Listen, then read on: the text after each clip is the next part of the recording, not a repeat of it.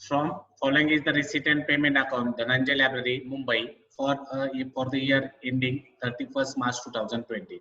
Receipt and payment account दिलंय. आता बघा इथं टू बॅलन्स ब्रॉट डाऊन दिलाय. हा मागच्या वर्षीचा कॅश असतो. हा मागच्या वर्षीचा कॅश कशासाठी वापरला जातो, तर मागच्या वर्षीच्या ऍसेट मध्ये आल्यावर लागेल आपल्याला. आता कॅपिटल फंड एक तर खाली दिलेलं नाही. कॅपिटल फंड आपल्याला या ठिकाणी खाली दिलेलं नाही ऍडजस्टमेंट मध्ये. त्यामुळे आपल्याला कॅपिटल फंड शोधायचा आहे. मग कॅपिटल फंड शोधण्यासाठी हा टू बॅलन्स ब्रॉट डाऊन मागच्या ऍसेटला असतो, मग तो घ्यायचा. म्हणून मी इथं प्रिव्हियस ऍसेट म्हणतो.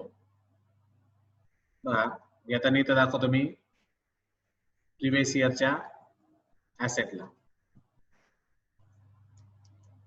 प्रिव्हियस इयरच्या कुठे जाईल, ऍसेटला. आता ऍडमिशन फी कुठे जात असते, इन्कम. ऍडमिशन फी जाईल इन्कमला. सबस्क्रिप्शन इन्कमला जातं.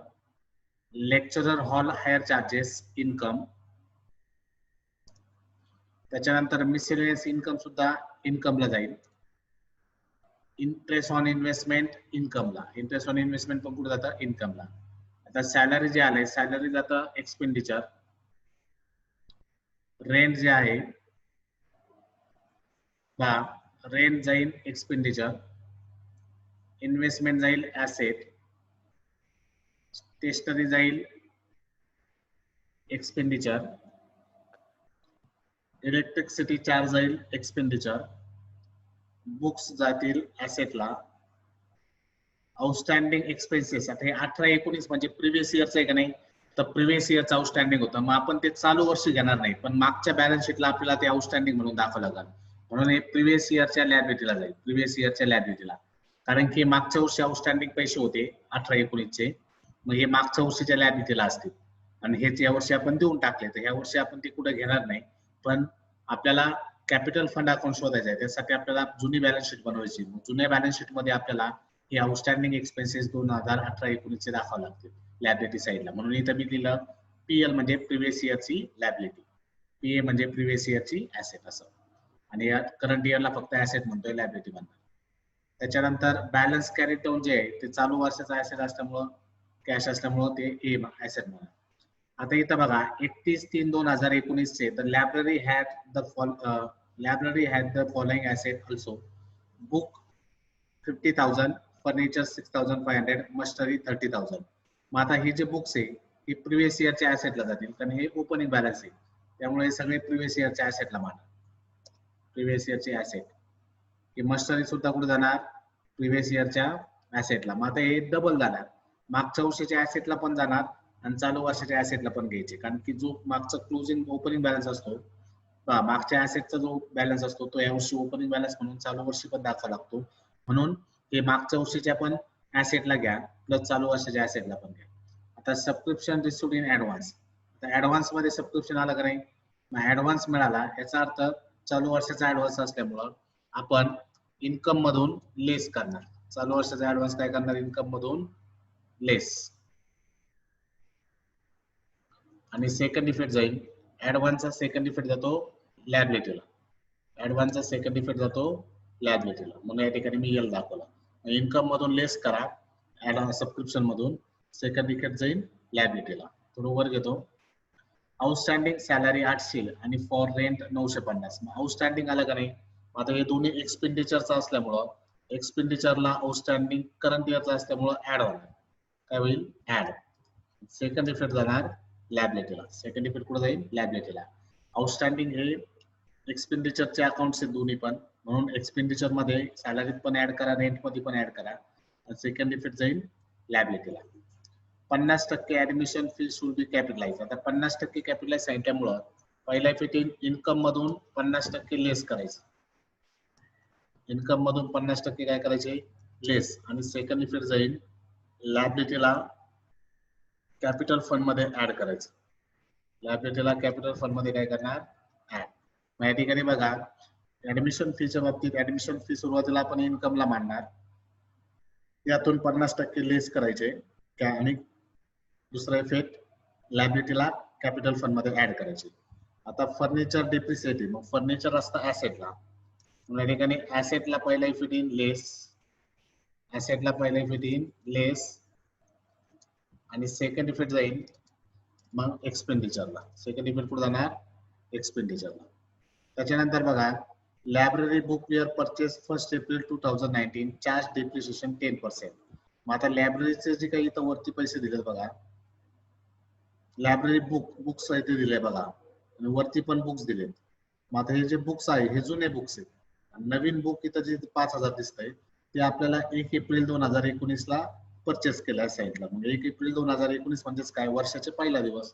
याचा अर्थ ते पण आपलं पहिल्यापासून आपल्याकडे वापर झाला, म्हणून त्याच्यावर 10% पूर्ण वर्षासाठी डेप्रिसिएशन घ्यायचं. मग डेप्रिसिएशनचा पहिला इफेक्ट काय ना, तर ऍसेट मधून आपण काय करतो, लेस करतो. सेकंड इफेक्ट जाईल एक्सपेंडिचरला. सेकंड इफेक्ट कुठे जाणार, एक्सपेंडिचरला. तर investment we are purchase 1/4/2019 and they carried interest 20%. मग आता इथं इन्व्हेस्टमेंट जे वरती दिसतंय 6,000 रुपये, हे 6,000चं जे इन्व्हेस्टमेंट आहे ते त्यांनी 1 एप्रिलला परचेस केलंय. मग 6,000 वर जर तुम्ही 20% काढले तर 20% येईल 1,200 रुपये.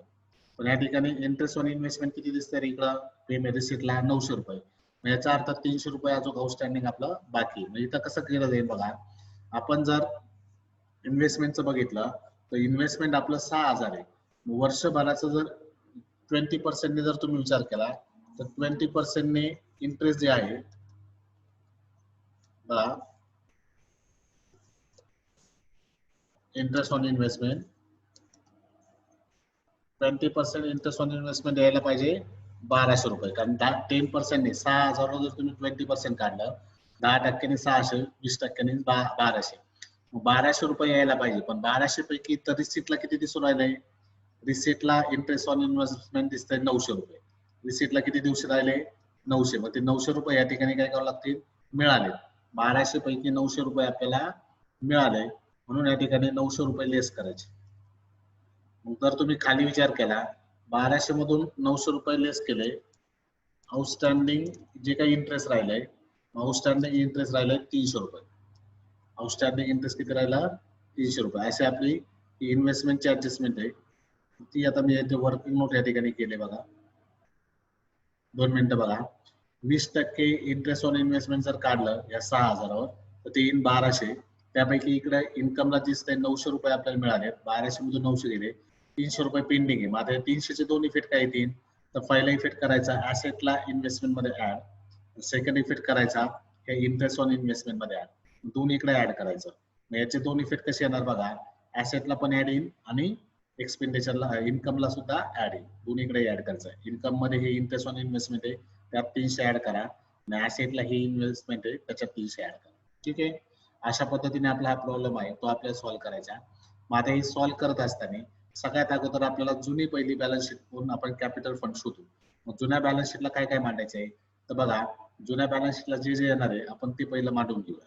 आता जुन्या बॅलन्स शीटला मी या ठिकाणी जे जुन्या ऍसेटला जातं त्याला प्रिव्हियस इयरचे ऍसेट म्हणलोय. माझा जुन्या ऍसेटला जाणार हे पहिला बॅलन्स कुठला, कॅश. मग इथं घ्या जुन्या ऍसेटला कॅश.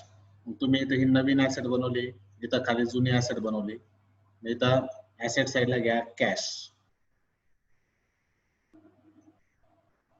किंवा कॅश इन हँड म्हणा. कॅश इन हँड किती रे, कॅश इन हँड 5,000. 5,000 रुपये या ठिकाणी घ्यायचे आपल्याला कॅश इन हँड म्हणून जुन्या ऍसेटला. त्याच्यानंतर आणखी काय जाणार बघा, तर हे कॅश केल्यानंतर त्या ठिकाणी बघा जुना आउटस्टँडिंग आलेलं आहे लायबिलिटीचं, म्हणजे 500 रुपये सुद्धा जुन्या लायबिलिटीला घ्यायचं. आउटस्टँडिंग लायबिलिटी म्हणून 500 घ्या. इथं आउटस्टँडिंग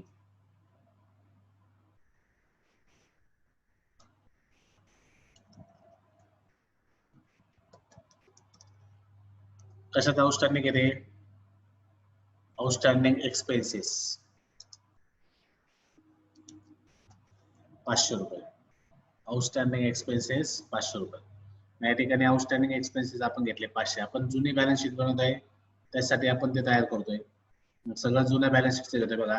हे 5,000 रुपये आपण घेतले जुन्या बॅलन्स शीटला, हे 500 रुपये घेतले कारण प्रिव्हियस इयरचे पैसे होते म्हणून. त्यानंतर आपल्याला बघा आता हे जे ओपनिंग बॅलन्स झाले, हे बुकचा बॅलन्स दिलाय बघा, ओपनिंग 50,000 तो घ्या. फर्निचरचा आपल्याला ओपनिंग बॅलन्स दिलाय 6,500, तो पण आपल्याला ऍसेटला घ्यावा लागेल. आणि मस्टरी 30,000. मग आता पहिलं बुक्स घ्या, बुक्स 50,000. बुक्स घेतला आपण जुन्या ऍसेटला 50,000. बुक्स नंतर फर्निचर घ्या 6,500. फर्निचर घ्यायचं 6,500. हे सगळं जुन्या ऍसेटला दिसन. हे कशासाठी मानतोय आपण? आपल्याला कॅपिटल फंड शोधायचा आहे. कॅपिटल फंड अकाउंट या ठिकाणी दिलेलं नाही.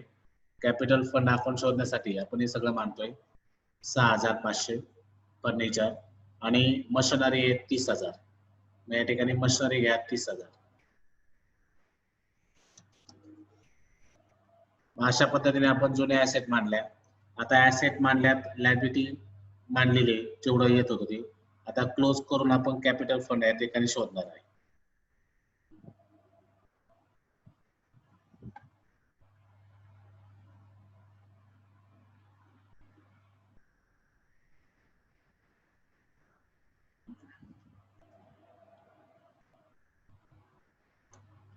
मध्ये जी टेप टोटल करायची ऍसेटची टोटल करा. ऍसेटची टोटल करून त्यामधून लायबिलिटी मायनस करायची. 91,500. इकडे पण येईल 91,500. मग लायबिलिटी किती आली तिथं? 500 रुपये वरती. ती मायनस केलं म्हणजे कॅपिटल फंड येईल 91,000. कॅपिटल फंड किती आला? 91,000. कंसात म्हणा बॅलन्सिंग फिगर. बॅलन्सिंग फिगर या ठिकाणी आली. बॅलन्सिंग फिगर म्हणजे काय? ऍसेट मधून लायबिलिटी मायनस करून जे उरतं त्याला आपण म्हणतो बॅलन्स. तो बॅलन्स म्हणजे काय असतं? Capital fund. या ठिकाणी बघा जुन्या ऍसेटला जेवढं येत होतं ते आपण घेतलं, जुन्या लायबिलिटीला येत होतं ते घेतलं, ऍसेटची टोटल केली, दोन्हीकडे मांडली, त्यातून आपण लायबिलिटी मायनस करून आपला कॅपिटल फंड आलं या ठिकाणी 91,000. किती आलं कॅपिटल फंड? 91,000. अशा पद्धतीने आपण कॅपिटल फंड या ठिकाणी मांडला, काढलाय. आता हा जो आलेला कॅपिटल फंड आहे, आलेला कॅपिटल फंड आपल्याला घ्यायचा आहे लायबिलिटी साईडला, चालू वर्षाच्या लायबिलिटीला. मग चालू वर्षाच्या लायबिलिटीला कॅपिटल दाखवण्यासाठी आपण ते मांडले, काढले. वरती आपल्याला आपली चालू वर्षाची लायबिलिटी दिलेली आहे. इथं घ्या कॅपिटल फंड 91,000. मग जुनी बॅलन्स शीट आपण कशासाठी बनवली होती? तर या ठिकाणी कॅपिटल फंड अकाउंट मिळवण्यासाठी आपण ही जुनी बॅलन्स शीट बनवली होती. जुन्या बॅलन्स शीट मध्ये आपण बघितलं काय काय गेलं तर बघा, हे बॅलन्स ब्रॉटडाऊन जे होतं मागच्या वर्षीच्या ऍसेटला गेलं कॅश म्हणून. हे मागच्या वर्षीचे पैसे असल्यामुळे मागच्या वर्षीच्या लायबिलिटीला गेले. त्याच्यानंतर हे ओपनिंग बॅलन्स आपल्या सगळे इथं दिले. 31/3/2019 म्हणजे मागच्या वर्षीचा क्लोजिंग बॅलन्स. मागच्या वर्षीचा क्लोजिंग हा मागच्या ऍसेटला असेल म्हणून बुक केल्या ऍसेटला, फर्निचर ऍसेटला, मशिनरी सुद्धा ऍसेटला. आपण जेवढं जुनं होतं तेवढं मांडलं आणि त्याच्यानंतर मग आपण ऍसेटची टोटल करून त्यातून लायबिलिटी मायनस करून कॅपिटल फंड शोधला आणि आलेला जो कॅपिटल फंड आहे तो या ठिकाणी आपण वरती लायबिलिटीला दाखवलाय. आता आपल्याला चालू वर्षाची सुरुवात करायची सोडवायला. पहिला आलाय बघा ऍडमिशन. मग ऍडमिशन फी जातं इन्कमला. मग इन्कमला घ्या टू ऍडमिशन, बाय ऍडमिशन. इन्कमला दाखवा इथं बाय ऍडमिशन फीज. किती आहे ऍडमिशन फी? ऍडमिशन फी आपल्याला दिली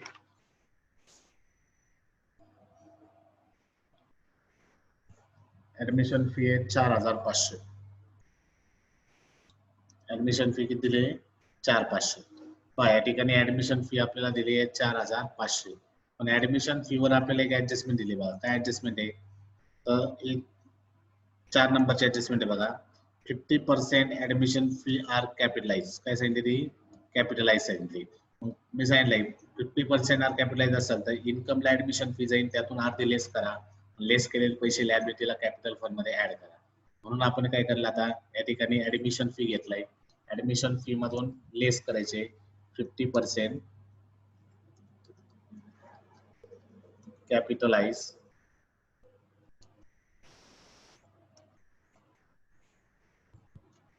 मग आता 4,500चे 50 बघा, 4,000च्या निम्म 2,000, 500चा निम्म 250 असं आपण 50% केलं. बाहेर पण राहिला 2,250. मग 4,500चा आपण अर्ध केला. मग 4,500च्या अर्ध आलं 2,200 रुपये. मग या ठिकाणी बघा आता हे जे अर्ध आलंय ते अर्ध आपण या ठिकाणी 4,500 मधून 50% कॅपिटलाइज लेस केलं. आता हे लेस केलेले अर्धे कॅपिटल फंड मध्ये ऍड करायचं. म्हणून सेकंड इफेक्ट जाईल लायबिलिटीला. लॅबिलिटीला कॅपिटल फंड मध्ये ऍड म्हणा, ऍडमिशन फीज कंसात म्हणा 50%. 50% किती अमाऊंट आहे? 2250. ते लेस केलेले अर्धे आपल्याला इकडे आणायचे. मध्ये ते सगळ्यांची टोटल आपण सोबत करू. मग ऍडमिशन फी होती इन्कमला घेतली, खाली ऍडजस्टमेंट नुसार 50% कॅपिटलाइज सांगितलं म्हणून अर्धे आपण लेस केले, अर्धे तिथंच राहिले इन्कमला. आणि हे लेस केलेले जे अर्धे पैसे आहेत ते अर्धे पैसे आपण कुठे दाखवले? इकडं लॅबिलिटी साईडला घेतले. लेस केलेले अर्धे पैसे आपण कुठे घेतले? लॅबिलिटी साईडला. ठीक आहे, अशा पद्धतीने आपण ऍडजस्टमेंट सोडवली. आता नेक्स्ट त्याच्यानंतर आलं बघा सबस्क्रिप्शन. मग सबस्क्रिप्शन इन्कमला घ्यायचे 20,000. सबस्क्रिप्शन इन्कमला जाईल 20,000. म्हणजे ते बाय सबस्क्रिप्शन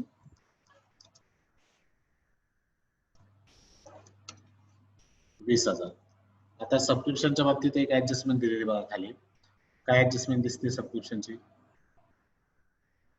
बघा 2 नंबरला subscription received advance amount 500. Subscription मध्ये 500 रुपये ऍडव्हान्स आहे. मग ऍडव्हान्स आपण लेस करतो, मग इन्कमला लेस होईल, दुसऱ्या इकडे जातो लॅबिलिटीला. मग या ठिकाणी बघा इथं लिहा लेस ऍडव्हान्स सबस्क्रिप्शन.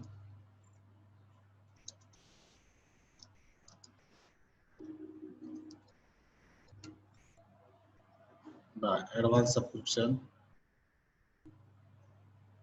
आता या ठिकाणी 500 रुपये आपल्याला लेस करायचे ऍडव्हान्स असल्यामुळे.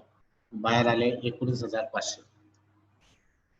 बाहेर आले 19,500. सबस्क्रिप्शन ऍडव्हान्स 500 रुपये आपल्याला दिले होते कोणतरी, ते 500 रुपये आपण लेस केले आणि लेस केलेल्या ऍडव्हान्सचा सेकंड इफेक्ट करायचा लॅबिलिटीला. मी तर लिहा received advance subscription.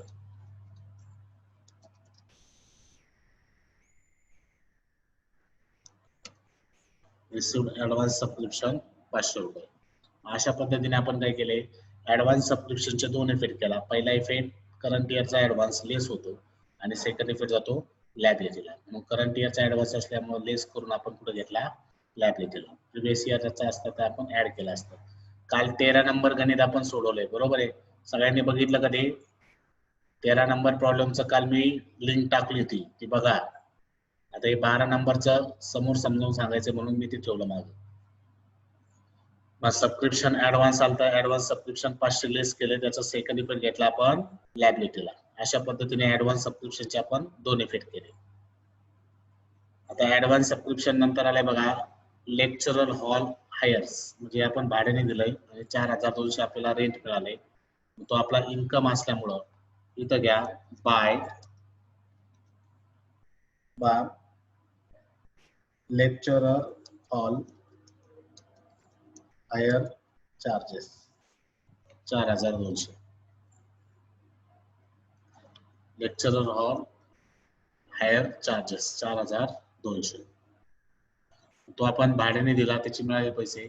Miscellaneous income 250 इन्कमला जाईल bye miscellaneous income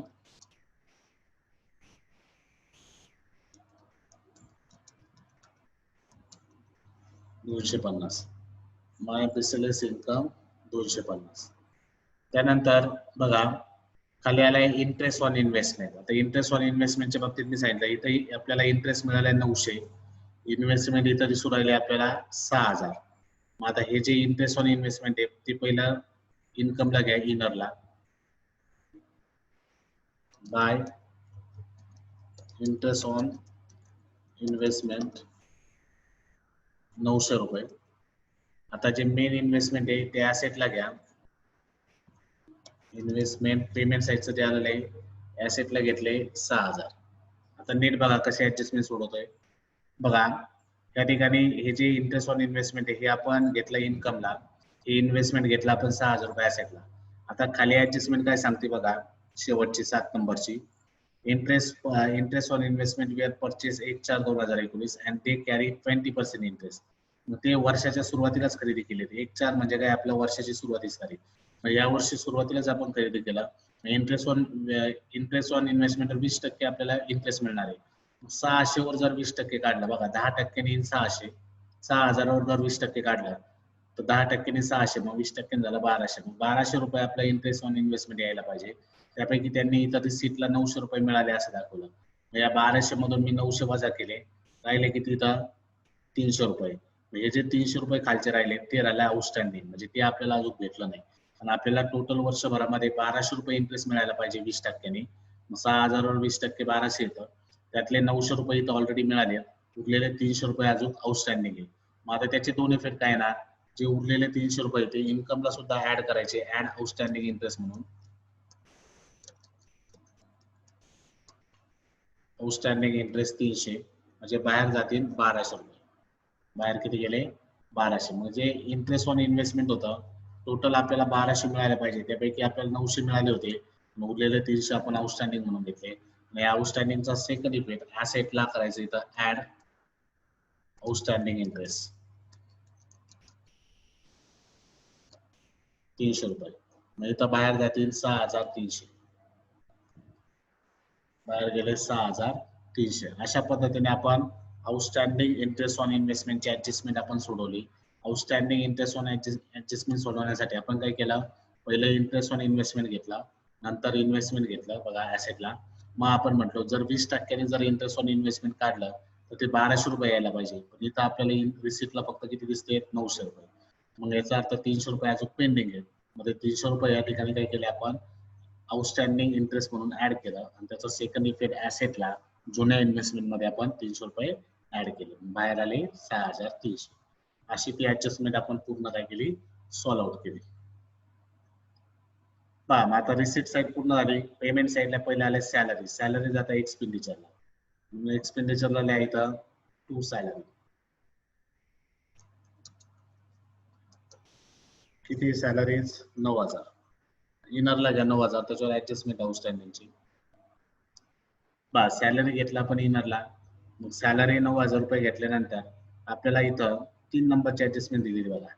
outstanding salary किती रुपये दिसते, 1300 रुपये. मग 1300 रुपये आउटस्टँडिंग सॅलरी.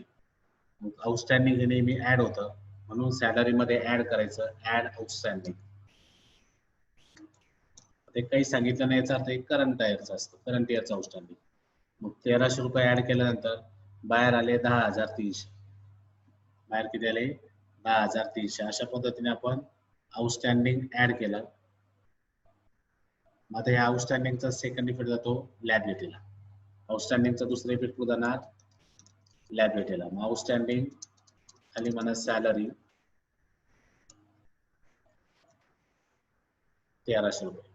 इनरलाच ठेवा, आणखीन एक आउटस्टँडिंग येणार आहे. मग आउटस्टँडिंग सॅलरी होतं, म्हणून आउटस्टँडिंग बघा सॅलरी पहिला आपण घेतलं एक्सपेंडिचरला 9000, त्याच्यामध्ये आउटस्टँडिंगची ऍडजस्टमेंट आली म्हणून आउटस्टँडिंग 1300 रुपये ऍड केले. ऍड करून त्याचा सेकंड इफेक्ट दाखवला आपण या ठिकाणी लॅबिलिटीला.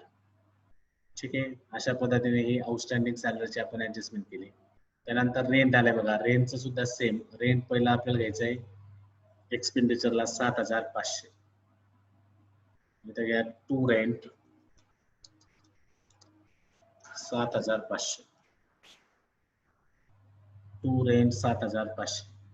मग रेंट घेतल्यानंतर रेंटवर पण खाली ऍडजस्टमेंट आहे 950 रुपये आउटस्टँडिंग रेंट. मग आउटस्टँडिंग जसं सॅलरीचं केलं सेम तसंच करायचं, रेंटचं पण आउटस्टँडिंग ऍड करायचे. Outstanding rent 950.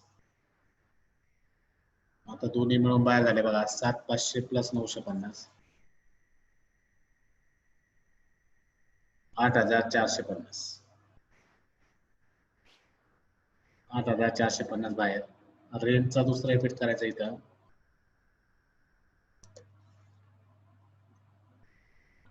950.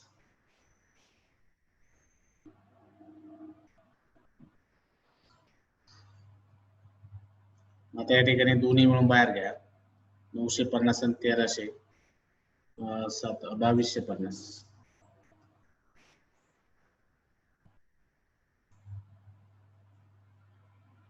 आउटस्टँडिंग सॅलरी घेतलं 1300, रेंट घेतला 950, दोन्ही मिळून बाहेर आले 2250. अशा पद्धतीने आउटस्टँडिंगचे आपण दोन इफेक्ट केले. पहिला इफेक्ट एक्सपेंडिचरला ऍड, सेकंड इफेक्ट लायबिलिटीला.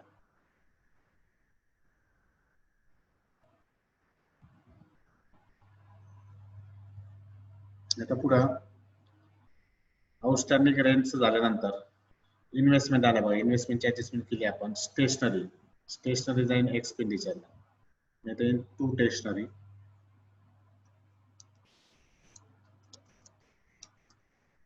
बघा 2 stationery 1350,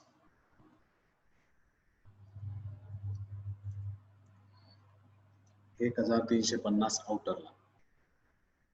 स्टेशनरी घेतली 1350. स्टेशनरी नंतर इलेक्ट्रिसिटी चार्ज 850, हे पण जाईल. 2 इलेक्ट्रिसिटी चार्ज 850, इलेक्ट्रिसिटी चार्ज 850. त्याच्यानंतर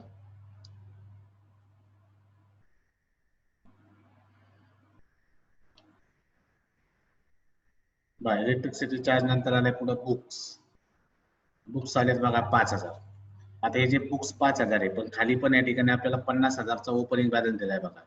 मग आता हे मी जुन्या बॅलन्स शीटला पण मांडलंय, चालू वर्षाच्या बॅलन्स शीटला ओपनिंग म्हणून घ्यायचं आणि त्याच्यात ही बुक ऍड परचेस म्हणून घ्यायचं. मग इथं आता दाखवताना आपण कसं दाखवणार बघा. सगळ्यात अगोदर जुन्या बॅलन्स शीटला जे होते बुक्स ते इथं घ्या 50,000, बुक्स 50,000. त्यात आता पेमेंट साईडचं जे आलंय त्याला म्हणा ऍड परचेस. पेमेंट साईडला जे बुक्स आले नवीन त्याला म्हणायचं ऍड परचेसेस. पेमेंट साईडला जे बुक्स आले ते किती आले 5000. मग ते या ठिकाणी 5000 घेतले. आता दोघांची जर टोटल केली ते आली 55,000. दोघांची टोटल किती आली 55,000. मग बुकची टोटल झाली 55,000. मग या ठिकाणी नीट बघा मी काय सांगतोय. बुक्स 5000, त्याच्यानंतर इकडचे बुक्स 50,000 हे ओपनिंग बॅलन्स घेतला आपण, त्याच्यामध्ये हे पेमेंटचं ऍड केले 5000, असे झाले 55,000. आता या 55,000 मध्ये बघा ही 6 नंबरची ऍडजस्टमेंट आहे. Library book were purchase 1 April 2019. आता हे जुनं तर आपल्याकडे जुनं आहे, पण हे जे नवीन बुक आले 5000 रुपये, हे नवीन 5000 बुक हे त्यांनी सांगितलं एप्रिल मध्ये आले, म्हणजे वर्षाच्या सुरुवातीला. आणि टोटल डिप्रिसिएशन किती सांगितलंय 10%. जर आता हे नवीन आलेले बुक आधी मध्ये आले असते कधी ऑक्टोबरला वगैरे, तर मग आपल्याला सेपरेट डिप्रिसिएशन काढावं लागलं असतं. पण आता हे पहिल्यापासून असल्यामुळं डायरेक्ट 55,000 वर डिप्रिसिएशन द्यायचं. लेस डिप्रिसिएशन किती टक्के, लेस डिप्रिसिएशन 10%. आता 10% 55,000 येईल 5,500. 55 मधून 5,500 गेले, 49,500 बाहेर राहिले. 49,500 बाहेर शिल्लक राहिले. मग या ठिकाणी आपण काय केलंय बघा. पहिल्यांदा आपण ओपनिंग बॅलन्स घेतला बुकचा, नंतर पेमेंट साईडचं ऍड केलं, परचेस झालं 55. मग खाली ऍडजस्टमेंट वाचल्यावर आपल्याला कळलं की बुकचं जे काही आलेले पैसे आहेत नवीन ते 1 एप्रिलला आलेले, म्हणजे याचा अर्थ वर्षाच्या सुरुवातीपासून आहे. पूर्ण वर्षभर आपण वापरल्यामुळे दोघांवरही म्हणजे या दोन्ही अमाऊंटवर आपण पूर्ण वर्षाचा म्हणजे डायरेक्ट 55,000 वर 10% डिप्रिसिएशन घेतला. 55,000 वर 10% डिप्रिसिएशन आलं 5,500. मग ते मायनस करून बाहेर आले 49,500. आता दुसरा इफेक्ट जाईल डेप्रिसिएशनचा एक्सपेंडिचर. डेप्रिसिएशन खाली म्हणा बुक्स 5,500. अजून एक डेप्रिसिएशन आहे त्यामुळे इनरला ठेवा. आणखीन एक डेप्रिसिएशन येणार आहे म्हणून आपण इनरला ठेवलं. अशा पद्धतीने बुक्स आपण डेप्रिसिएशन घेतला. पहिल्यांदा ओपनिंग घेतला, पेमेंटचं ऍड केलं, झालं 55,000. 55,000 मधून आपण 10% 5,500 लेस केले, बाहेर आले 49,500.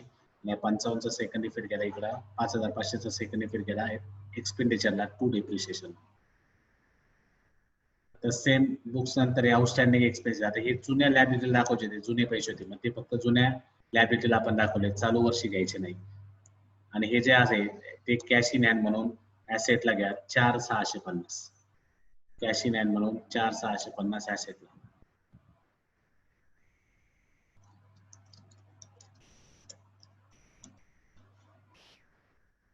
$4,650 अशा पद्धतीने आपण कॅश इन हँड म्हणून 4,650 आपण या ठिकाणी घेतले. ठीक आहे. मग आता बघा हे जुनं सगळं मांडून झालंय, फक्त हे बॅलन्स आपण चालू वर्षी घेतले नाही कारण ते मागच्या वर्षीच होतं म्हणून. ठीक आहे. आता याच्यातलं बघा ज्या ज्या ओपनिंगचे ऍसेट राहिलेत मांडायचे, जसं बुक्स आपली झाली ऍडजस्टमेंट, बुक्स आपण घेतलं. आपण फर्निचर घेतलं का नाही, फर्निचर घ्या 6500 ओपनिंग बॅलन्स, या ठिकाणी फर्निचर येईल 6500. आता फर्निचरवर सुद्धा आपल्याला काय केलंय, खाली ऍडजस्टमेंट आहे बघा.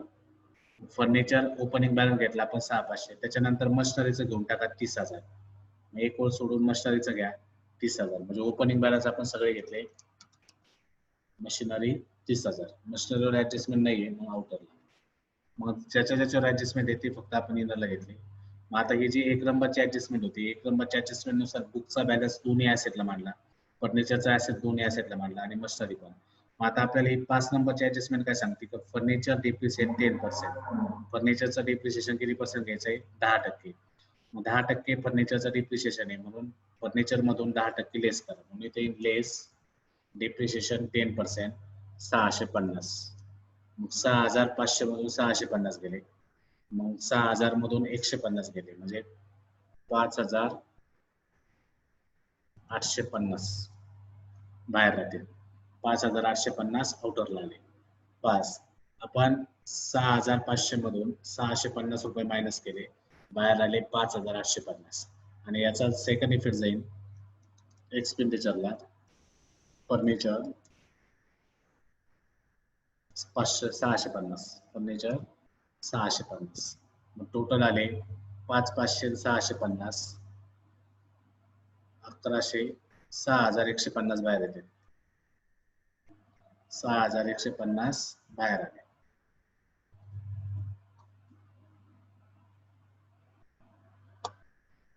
या ठिकाणी बघा 5500 6 5 झाले 11, 6150 रुपये बाहेर आल्या.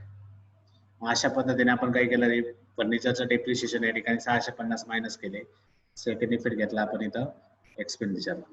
मग आपला पूर्ण मांडून झालंय, आता क्लोजिंग करायचं. सगळे ऍडजस्टमेंट झाले बघा, जुनं सगळं मांडलंय, सगळे ऍडजस्टमेंट आपल्या क्लिअर झाल्या.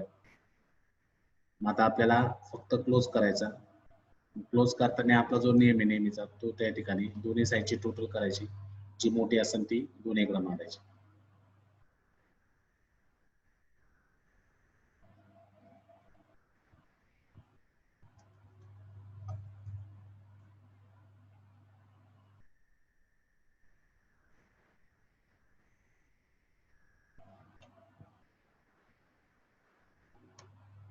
बघा आता इन्कम साईडची टोटल करा, इन्कम साईड मोठी असेल,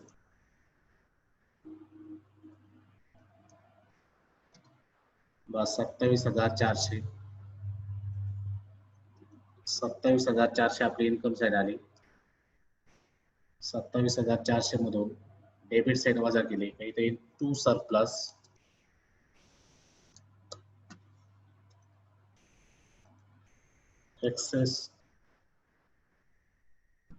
excess of income over expenditure. बघा या ठिकाणी आता आपण घेणार, मग आपल्याला इन्कम काढायचं आहे. इन्कम काढण्यासाठी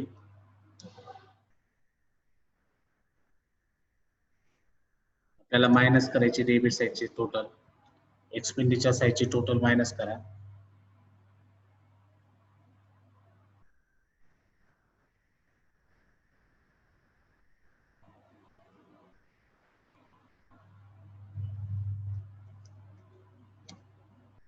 मग 300 रुपये फक्त आपला काय आला, सरप्लस आला बघा, 300 रुपये सरप्लस. मग आलेला जो सरप्लस आहे बघा, आपण इन्कम साईड मोठी भरली, दोन्ही इकडे मानली, 27,400 मधून ही डेबिट साईड वजा केली, आपला सरप्लस आला 300 रुपये.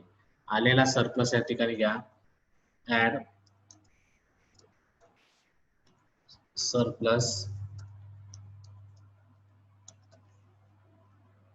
300 रुपये या ठिकाणी ऍड करायचे. 300 रुपये ऍड केल्यानंतर बाहेर घ्या टोटल, आता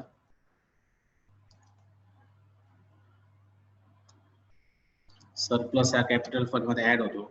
बाहेर आली टोटल 93,550, बाहेर टोटल आहे त्याची 93,550. मग सगळं आपण ऍड केलं. मग आता ऍड झाल्यानंतर आपल्याला पुढची स्टेप बघा, सरप्लस काढला, सरप्लस आपण कॅपिटल फंड मध्ये ऍड केला, कॅपिटल फंड मध्ये ऍड केल्यानंतर आता दोन्ही लायबिलिटीची आणि ऍसेटची टोटल करायची, दोन्ही टोटल सेम भरायला पाहिजे. या ठिकाणी जर आपण लायबिलिटीची टोटल केली तर लायबिलिटीची टोटल आपली यायला पाहिजे 96,300. म्हणजे लायबिलिटीची टोटल 96,300 आली. ऍसेटची पण टोटल यायला पाहिजे 96,300. मग ते दोन्ही टॅली होऊन जाईल. टॅली होते 96,300. ठीक आहे. मॅथ वाल्यांनी